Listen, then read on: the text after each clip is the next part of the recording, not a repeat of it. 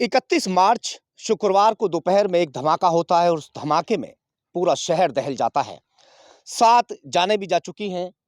ये जो बच्चे दिखाई दे रहे हैं, इनके पिता खत्म हो गए। एक इनका भाई खत्म हो गया और पिता खत्म हो गए। मौके पर ही दर्दनाक मौत हो गई। यहाँ तक कि बच्चे का धड़ पहले मिलता है और अगले दिन सर मिलता है। धमाके की आवाज से पूरा शहर दहल उठा था। आग तो उसकी ठंडी हो चुकी है, मगर यहाँ जो इन बच्चों की जिंदगी में आग लगी है, वो शायद जिंदगी में भी ठंडी ना हो पाए। इस दर्द को, इस दुख को वो सारी जिंदगी भी भुला नहीं पाएंगे। राजकुमार के घर पर जाकर, राजकुमार के घर का हमने हाल दिखाया था। राजकुमार के घर पर बताया जा रहा था कि 2 रुपए गिनने की मशीन मिली है और 3 तहखाने उसके घर में हैं और उन तहखानों में बारूद जैसी चीजें, जो केमिकल वगैरह थे, वो ड्रम में भरे हुए मिले थे पुलिस को। वो सब पुलिस ने जब्त करने के बाद में अपने कब्जे में ले लिए। अब राजकुमार और प्रशांत, जो उसका सहपाठी बताया जा रहा है, दोनों से ही गहनता से पूछताछ की जा रही है। अगर मैं बात करूं राजकुमार के घर की, तो राजकुमार के घर का ऐसा हाल था जैसे कि बेहद गरीबी हालत से वो गुजर रहा हो। उसके बाथरूम में किवाड़ तक टूटा हुआ था। उसके किचन की मैं बात करूं तो एक पुराने जमाने का, कभी उसके दादा या परदादा ने बनाया होगा, उस जमाने का वो किचन बना हुआ था। यानी कि घर की जो ईंटें हैं वो इतनी कच्ची ईंटें हैं कि अगर दीवार में धक्का मार दिया जाए तो वो मकान ही नीचे गिर जाए, वो दीवारें नीचे गिर जाए। उसके साथ साथ वो टीन और टप्पा डालकर शहर के बीचों बीच रह रहा था, मगर अपने परिवार को उसने पूरा जोखिम में डाला हुआ था। बारूद के ढेर पर अपने परिवार को लेकर रह रहा था। ये दिखावे के लिए यहाँ पर इस गरीबी से जूझता हुआ खुद को दिखा रहा था, मगर सच्चाई कुछ और ही निकलकर सामने आ रही है।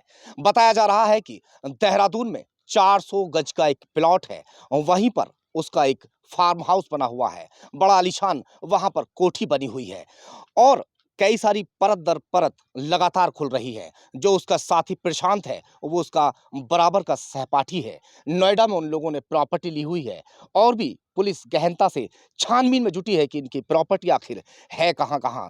मगर उस ब्लास्ट में जिससे कोई इनके परिवार का लेना देना नहीं था, उसी ब्लास्ट में बाप बेटे की दर्दनाक मौत हो गई, चिथड़े उड़ गए। हालांकि अ, अभी तक एक भी नेताजन, एक भी राजनीति से नेतागण यहाँ पर आकर इनके घर का, परिवार का हाल किसी ने नहीं लिया। अभी इलेक्शन पास होते, इलेक्शन के दौरान अगर जो विधायकी का इलेक्शन लड़ रहे होते, एमपी का इलेक्शन लड़ रहे होते, तो विधायक भी यहाँ पर पहुंचते और एमपी भी यहाँ पर पहुंचते अपनी राजनीति की रोटियां सेकने के लिए, ताकि लोगों की संपत्ति हमें मिल जाए। मगर कोई इलेक्शन अभी आसपास नहीं है, जिसकी वजह से इस परिवार से कोई भी नेतागण मिलने नहीं आया।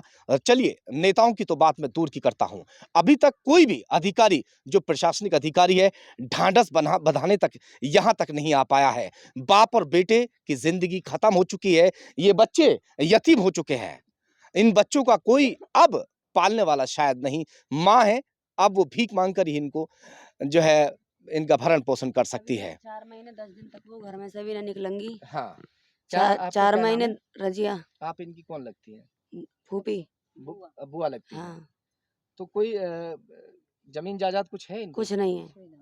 ये किराए का मकान है। किराए का मकान है जिसमें रहते हैं। जी। हाँ, ये वो आप रईस है। बस्ती से मालूम कर सकते हैं हम्म, किराए का है या किसका है। हम्म। बस्ती से मालूम कर सकते हैं। ये वो रईस है जो इस हादसे में खत्म हुआ। उसका 5 साल का बेटा अहद भी उसी हादसे में खत्म हो गया। कुछ लोगों ने ट्वीट कर कर ट्विटर पर ये डालना शुरू किया कि उसका नाम शफीक है और शफीक जो है वो परीक्षण कर रहा था, बम परीक्षण, जिसकी वजह से उसके घर में ब्लास्ट हो गया।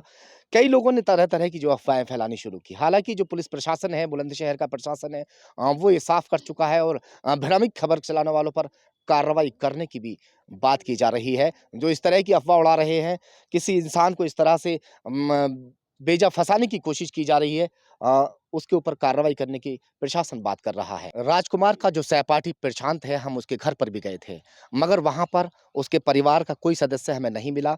उसकी पत्नी मिली, 2 छोटे-छोटे से बच्चे मिले, मगर पत्नी हाथ जोड़कर कहने लगी कि हम कुछ बता नहीं पाएँगे। मगर हमने वहाँ देखा कि उसने दिखावे के लिए सैटरीन का काम डाला हुआ है। घर के बाहर और घर के अंदर तमाम जो सामान है, वो सिर्फ़ सैटरीन का सामान है।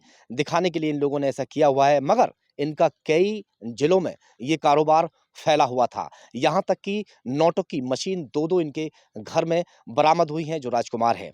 चलिए ख़ैर अब आगे की बात तो प्रशासन खोलेगा ही कि ये किस तरीके का केमिकल था, किस तरीके का नहीं था। हालाँकि अभी तक जो जाँच में सामने आ रहा है, बताया जा रहा है कि जिस तरह से जिस बारूद से पटाखे वग़ैरह बनाए जाते हैं, वही बारूद ये लोग इस्तेमाल कर रहे थे, वही केमिकल जो है वो ये लोग इस्तेमाल कर रहे थे। जो पेंट है, नकली पेंट बनाने के काम में ये उसे इस्तेमाल करते थे और तरह-तरह के एक्सपेरिमेंट भी ये लोग करते रहते थे। अब सबसे बड़ा सवाल जो है, सबसे बड़ा सवाल अब इस परिवार को लेकर है। मैं एक बात सभी से कहना चाहूँगा, थोड़ा आगे आ जाएँ। अगर आपको लगता है कि वाक़ई इस इन बच्चों के साथ बुरा हुआ है, गलत हुआ है और मदद करना चाहते हैं, तो ये परिवार चाहता भी है इस बात को कि अगर कोई मदद करना चाहे, तो मदद लेने के लिए तैयार है। मैं हिंदू भाइयों से, मुस्लिम भाइयों से, सभी से अपने चैनल के माध्यम से अपील करता हूँ कि इन बच्चों के लिए अगर आप लोग कुछ करना चाहें, तो आप कर सकते हैं।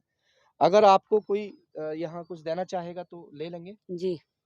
ले लेंगे बच्चों के लिए। चलिए, अब ये छोटे-छोटे से बच्चे हैं क्योंकि अब अ, अगर मदद करनी होगी तो हम जैसे ही लोग मदद कर पाएँगे, अन्यथा इनका कोई इस तरीके का पालने वाला भी नहीं रहा। शुक्रवार का दिन था और रईस उस दिन छुट्टी कर लेता है क्योंकि उसे जुमे की नमाज़ पढ़नी थी।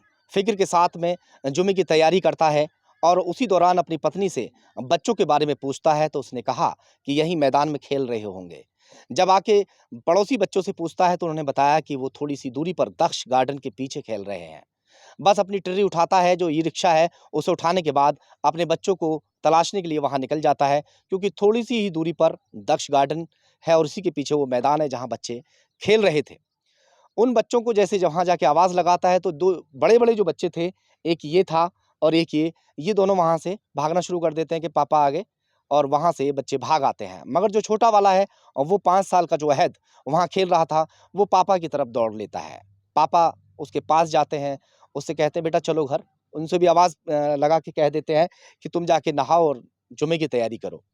बस छोटे बच्चे के पास जैसे ही पहुँचता है, उसे वहाँ बैठाकर ई-रिक्शा में घुमाना शुरू करता है और वहीं पर ज़ोरदार धमाका होता है और उस धमाके के साथ में जो ई-रिक्शा है, वो तकरीबन 200 मीटर की दूरी पर जाकर गिरता है और दोनों बाप-बेटों के परकच्चे उड़ जाते हैं।